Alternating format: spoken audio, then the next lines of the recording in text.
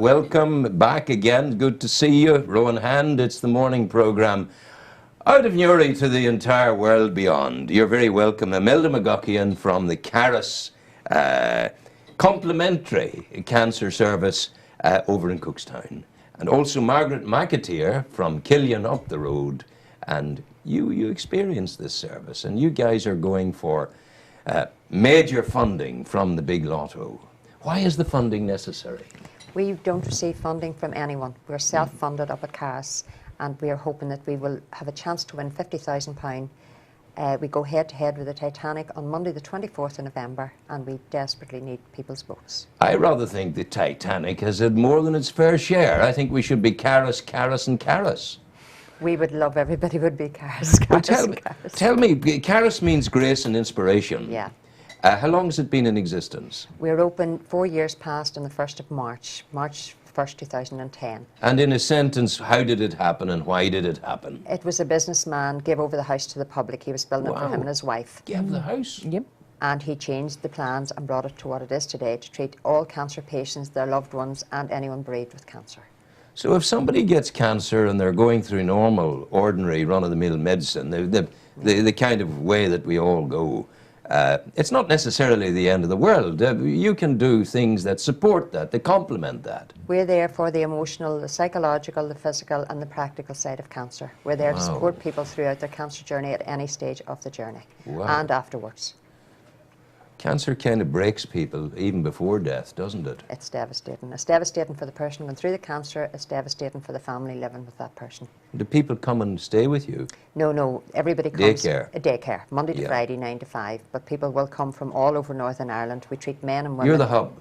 We're the hub of caring. All over Northern Ireland. Caris, the caring hub. The very place. For the people of Northern Ireland the very today. Place. Men and women. Are you listening, lottery, 50,000? Make sure you are, I tell you.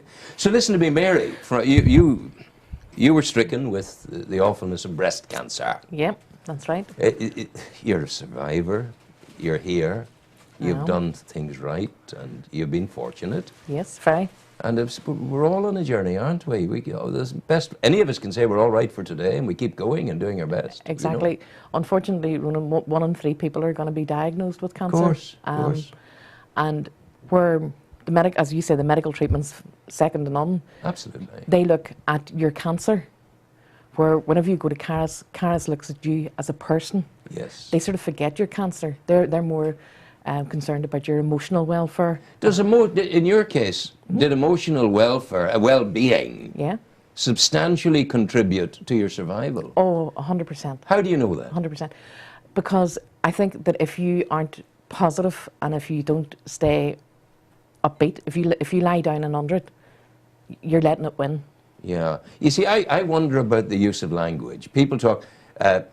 somebody, lost his battle with cancer today.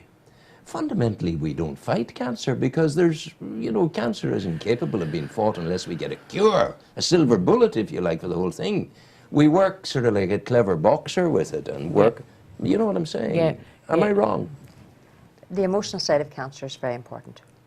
What does that mean? Dealing with the emotional side. As Margaret said, we have fantastic services in the hospitals, but sometimes the emotional side of cancer is forgotten about. And how does that emotional side present that you see day and daily at Caris? People just can come in totally devastated. Totally devastated. Really? Just sometimes it is easier to talk to a professional outside of your family than it is to your family members because you don't want to burden them with your cancer problems. Yeah. So it's just lovely sometimes to speak to a professional. We are there. We actually would think we're become nearly their family. We're there at the end of the phone at any time. I carry my mobile phone with me at all times, so we're always there at the end of the phone if anybody wants to talk. Someone's up against it, on the back foot at midnight. I'm going to ring. They still can. You go through cancer, Ronan, and while you're being treated, you're constantly going to the hospital or the doctor or getting this, getting that. And when you come to the end of your treatment, you are left abandoned. That's it. Wow. You're finished. And you're left then with this emotional weight of... How did that present for you, that emotional, being distraught emotionally? How did that show in your life? I just found myself starting to... I'm normally a very positive person and try and find a silver lining and everything, but I just found the weight of it was bringing me down, and I couldn't function properly. Then I heard about Caris. I went to Caris, and it's an amazing place. As soon as you walk in, there's a feeling of tranquility, a feeling of relaxation that comes over you. And while you're there, it is purely about you. It's not, you know, they do treat your family or your partner or whatever, but this is for you. Yeah. And of course, it's greatly helped by the fact there's a beautiful lake there. Fantastic. It's a beautiful setting. The house is fantastic. The staff are second to none. You go, I went for reflexology. To lie there for an hour, have someone pamper you, and not have to worry about anything, or having to put on a show that, yes, I'm fine, I'm doing okay. No, you don't have to do, you can be entirely yourself for that hour. And what are those complementary therapies that you engage in? What are they? What's the range of them? Reflexology, aromatherapy, massage, counselling. We offer dietary advice, which is also a big thing with people going through cancer, and we have financial advice. Then we have groups of relaxation, yoga, eat smart, health and well-being, and art workshops. And it's all about the emotional side of cancer. A healthy cancer patient is an apprentice survivor. It's going to grow into survival, perhaps, with a good, strong, proper lifestyle. Is that what you find? We just, regardless what stage anybody's at the cancer journey, we're there to treat. And it's more the emotional and the practical I know what you're side. saying about the emotional thing. Yeah, that's hugely important and well done. It's it must have, when you got the news, it came out of the blue to you, did it? Margaret. I found a lump, Ronan, but my grandmother, my 4 aunts, and my cousin had already had breast cancer. So you had a good clue. Good clue, and all but one of them had died. Yeah. You know, so whenever I first got the news, it was a bit, you know, sort of, I need to survive this. I need to break the mold. Yeah. And that's why I say, I normally am quite positive person, so I tried to stay positive. You moved quickly, did you? I did, yes. And like within a week of? Within a week of finding the lump, I had been to the doctor. Within 2 weeks of being to the doctor, I had been to Craigavon. They done the biopsy and all that day that I was there, and was able to tell me that I had cancer, and then to come back a week later to discuss what would happen next. And at what point, when you were told that, you know, Margaret, you have cancer, what bolt of lightning struck you at that moment? I think the realization, right, somebody has actually said this in words, because I had it in my mind, and then it was a series of things, you know, how am I going to tell my mum and dad, my brothers, the rest of the family? How am I going to cope with this? What am I going to do about work? There was a whole raft of things, you know. Thankfully, they didn't say anything about terminal, so I sort of went, well, I'm not going to die, so I have to make this and get through this the best I can. And suddenly, a light shines on the horizon. Yep. The organisation Caris. How did you find out about Caris? Another girl I met through cancer, she was a cancer sufferer as well, told me that she had been to Caris and that she found it very, very relaxing. So I thought, okay, I'll try this. I went, to be honest, I sort of went, I don't know if some woman rubbing my feet through reflexology is going to make me feel any better about myself or my condition.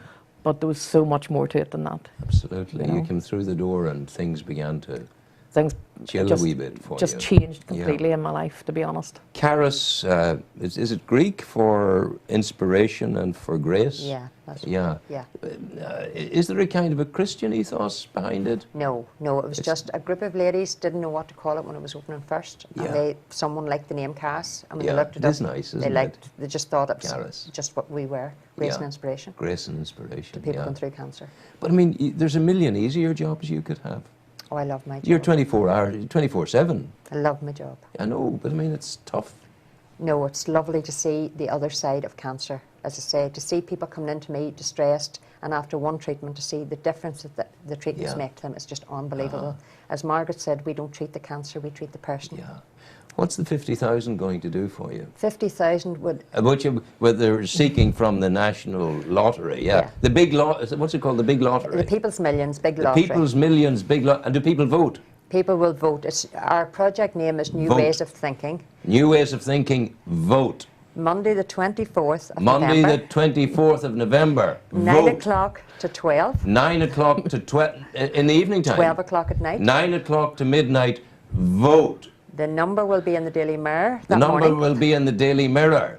UTV in the evening. UTV, make sure you're watching it, the And 24th. Big lottery. Big lottery. And the people just, if they vote, you'll get the money. If they vote, we will get the money. It just depends on the votes on the day. We are self-funded. We get money from no one. But so why would the Titanic be in for it? Sure, they've been making millions. I couldn't answer You're that. only wee sixpensy people We get doing millionaire work. We get no money from anyone. We're totally self-funded and dependent on fundraising. I want to wish you well. Let's remind the people again, because we want an army of people doing this. And you use this on your website and make sure it happens. So, the date again is the 24th. Monday the 24th of November. Monday the 24th of November.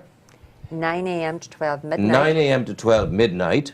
Number will come in the Daily Mirror that morning. Your number. The number that you have to vote for. For these people. Where New Ways of Thinking is our project. New Ways of Thinking, and it's on Ulster Television that night, 9 to 12. Live. And you make the phone call? Make the phone call. You can phone up to 10 times if you wish and get all your family and friends. Everybody doing it? Anybody doing it. And at 12 o'clock, the witching hour, it ends. Phone lines will close. And then you come round to us with the champagne to celebrate. Hopefully the next day. day. We'll be doing that. Listen, thanks for coming. Thank you very much wish indeed. Wish Thank you you well. very, very God much bless indeed you. for Go having well. us. Take Thank you care. very, very much. God Thank you very bless much. you. And Thank welcome home in your good health, and God bless Killian. Thank you very much. She's a Killian woman. Well done.